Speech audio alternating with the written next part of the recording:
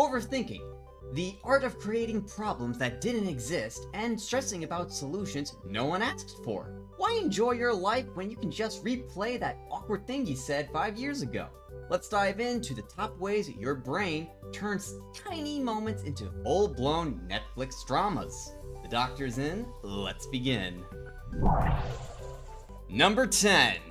Apologizing for things no one noticed. This is where overthinking starts to quietly creep in.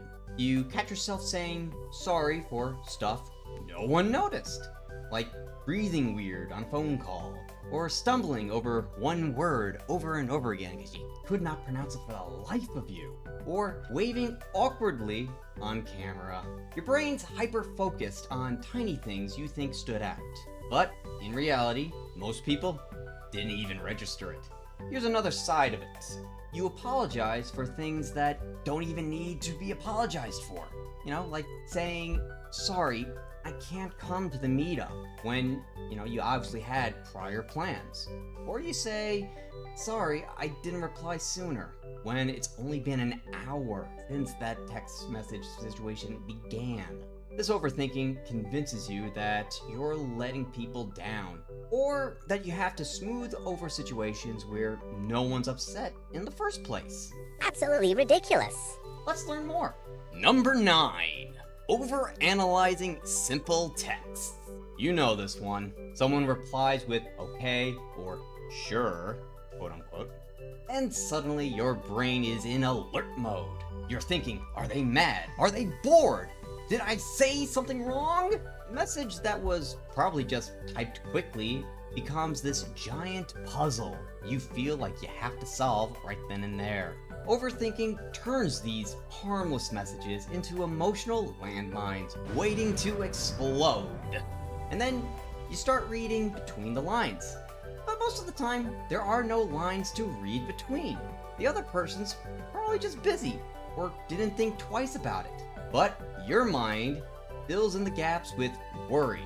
And that's how you end up anxious over absolutely nothing. Nothing at all. Nothing at all. Nothing at all! Number 8. Doubting all advice. Here's a subtle but powerful overthinking move. You ask for advice, but then second guess every suggestion. Your friend says, just go for it. And suddenly, you're wondering if they really understand your situation. Your mom says, maybe wait a little bit. And now you're thinking, they don't believe you. This just shows how overthinking traps you in endless indecisiveness. Your brain keeps looking for the perfect, quote-unquote, solution that doesn't exist, so you stay stuck. Number 7. Decision paralysis over small choices. Overthinking doesn't just happen with big decisions, as we've all come to know. It also happens due to tiny choices as well. Sometimes the tiniest of choices. Pizza or sushi. Burgers or salad, because we should probably pick the healthier one. But what if I regret it? Because it doesn't taste good. Healthy stuff doesn't taste good at all. Maybe I should save my money.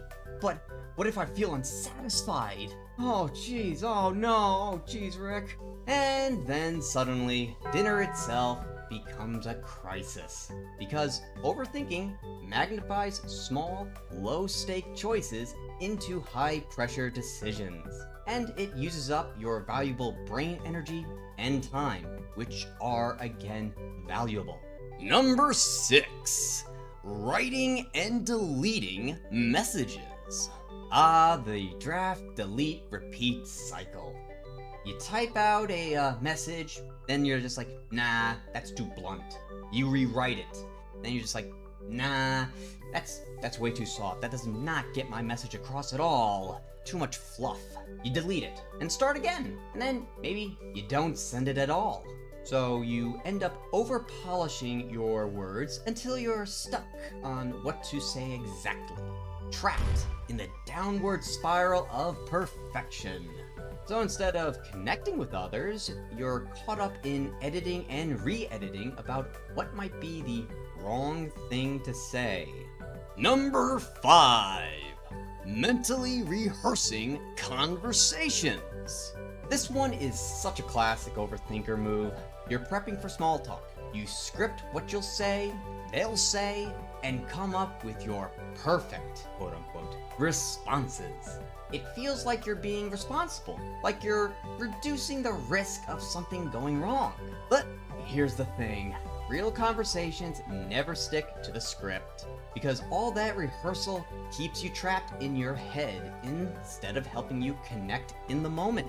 Plus, it's exhausting because you could end up like Sheldon Cooper, who was caught up in his friendship algorithm loop. It was funny, but also kind of sad. Number 4. Sleepless planning of future chats. This is where overthinking starts stealing rest and relaxation time. You need that R&R. Imagine this, you're lying in bed, body still, but your brain's running through a play-by-play of tomorrow's conversations.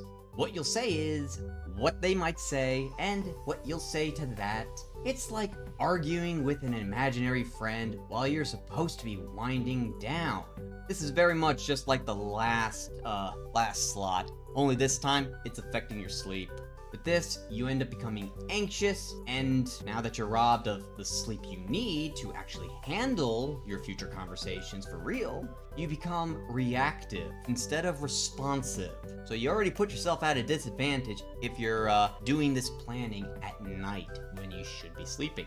Number 3, perfectionist planning that blocks action. This one is sneaky because it feels like progress.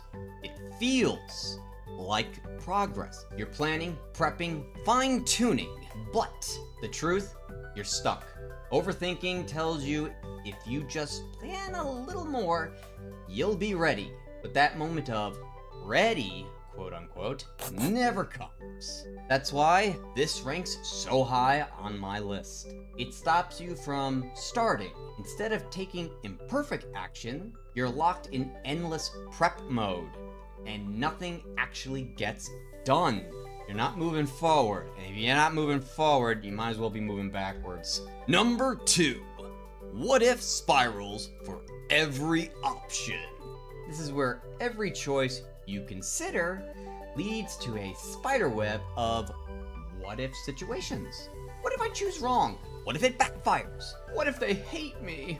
Your brain keeps generating disaster scenarios after disaster scenarios. So no option you make feels safe. You become paralyzed with fear. Stuck in a storm of imaginary outcomes yet to happen where nothing feels right anymore. Number 1, replaying conversations on loop. And this is the heavyweight champion of overthinking. You know the drill. Conversation ends, and instead of moving on, your brain hits replay, like it's reviewing last night's game. You go over every word you said, every facial expression, every possible tone, hunting for where you messed up. Did you even mess up? That's what you're trying to figure out. This takes the top spot because it drains so much mental energy and gives you nothing in return. Nothing. It doesn't change the past, it just keeps you stuck, second guessing and doubting yourself. Don't do that. No, we don't want that. The funny part, or worst part, depending, is that the other person probably forgot half of the conversation 5 minutes later. And yet your brain's still running it on replay like it's the most important event of the year. This is overthinking's greatest hit, and it wears you out without solving a thing. If any of these signs felt a little too familiar, well, don't worry, you're in good company. We all overthink sometimes. The key is spotting it before it drains your energy or keeps you stuck.